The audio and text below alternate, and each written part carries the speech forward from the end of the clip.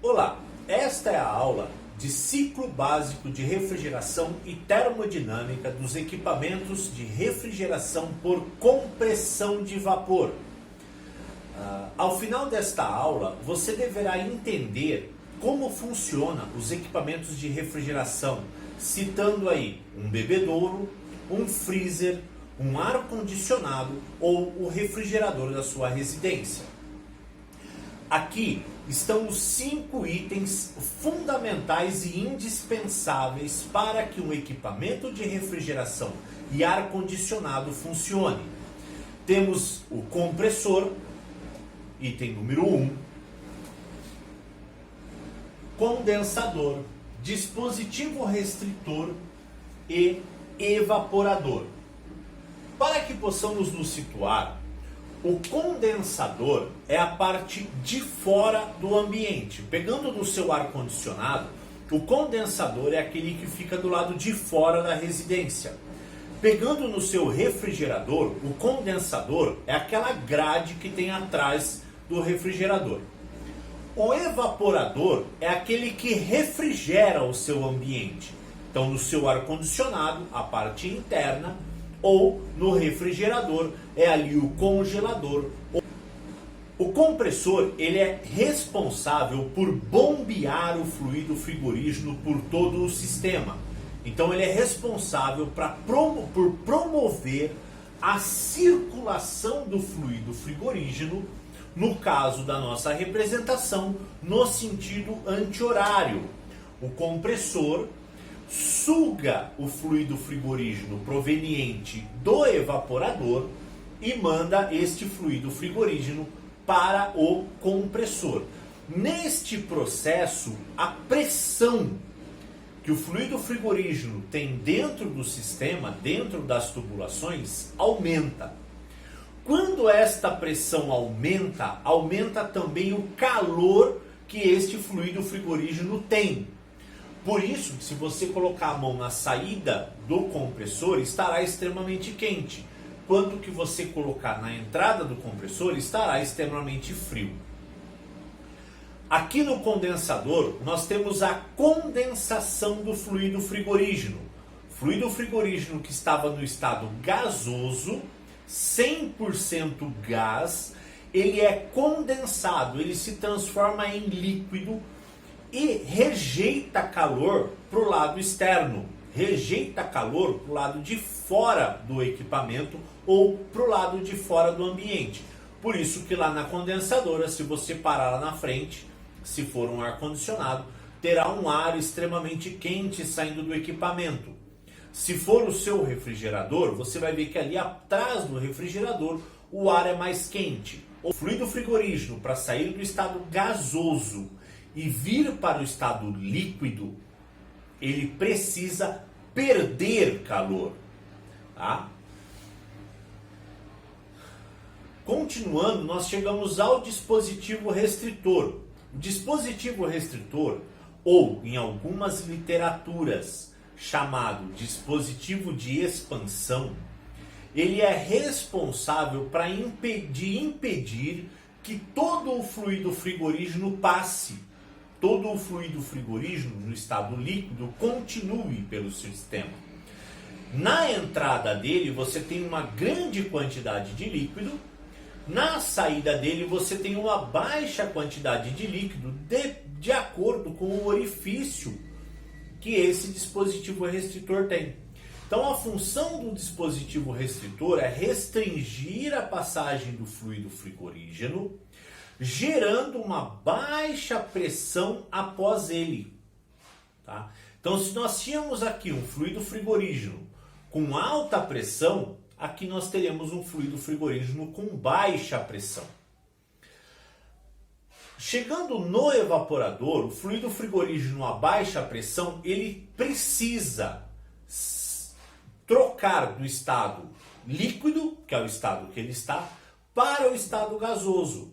Para que isso aconteça, ele precisa ganhar calor do ambiente. Então, ele irá refrigerar ou o que está dentro do seu refrigerador ou irá refrigerar o ar que está passando por esse evaporador, se for um equipamento de ar-condicionado. Por que que refrigera? O ar quente entra na evaporadora, o fluido frigorígeno que quer sair do estado líquido e ir para o estado gasoso rouba calor desse ambiente, desse ar que está passando por ele, e despeja do outro lado aqui então um ar mais refrigerado, retornando o fluido frigorígeno para o compressor. Aqui no compressor, esse fluido frigorígeno que trocou de estado refrigera também o compressor. Precisamos aqui fazer um adendo para saber que um compressor não pode bombear fluido frigorígeno no estado líquido. O compressor só pode bombear fluido frigorígeno no estado gasoso, né? Desta forma, não pode chegar fluido no estado líquido lá no nosso compressor. Por isso que temos aí os cálculos de carga térmica e os cálculos de comprimento e carga de fluido para cada equipamento. Como que acontece a troca de estado nos nossos trocadores de calor, né? Aqui nós trocamos de gasoso para líquido e aqui nós trocamos de líquido novamente para gasoso. Esta troca ela se dá por alteração da pressão, tá? Nós alteramos a pressão no sistema e forçamos o fluido a trocar de estado. Eu vou tomar como referência o fluido R22, onde fluido R22 na unidade condensadora ele está com uma pressão aproximada de 280 psi. O R22 a 280 psi ele precisa estar com uma temperatura acima de 52 graus para ele se manter no estado gasoso. Com temperaturas abaixo, ele quer migrar para o estado líquido. A temperatura ambiente é aproximadamente de 35 graus Celsius. E nós forçamos esse ar a 35 graus Celsius a passar pelo trocador de calor. Como a temperatura do fluido está acima de 52, a temperatura do ar está a 35, ocorre a migração do calor do lado mais quente para o lado mais frio, ou seja, do fluido frigorígeno para o ar que está passando por esse condensador. Quando ocorre esta migração, o fluido frigorígeno reduz a sua temperatura de 52 psi ou mais, 52 graus ou mais. Essa temperatura é reduzida. Quando a temperatura é reduzida, ele é forçado a trocar de estado líquido, de estado da matéria, sair do estado gasoso e ir para o estado líquido. O contrário ocorre no evaporador. O fluido que está chegando no estado líquido está a uma pressão baixa, uma pressão de 60 psi. A 60 psi, para ele se manter no estado líquido, a temperatura dele precisa ser inferior a 1 grau Celsius.